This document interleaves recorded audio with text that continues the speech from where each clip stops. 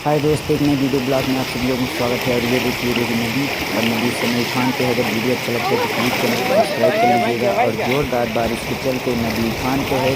ये देख लीजिए, ये सनमई नदी है, हमारे गांव की नदी है। और देखिए कितनी तेज उफान पर और कितनी तेज धारा है। और यहाँ ग्रामीण के जो लोग हैं वो मछली भी मार रहे हैं, इंजॉय कर रहे हैं। चलिए दिखाते हैं आपको मछली किस तरह इसे मारने के बाद धुल रहे हैं। देखिए ये देखिए मछली धुल रहे हैं।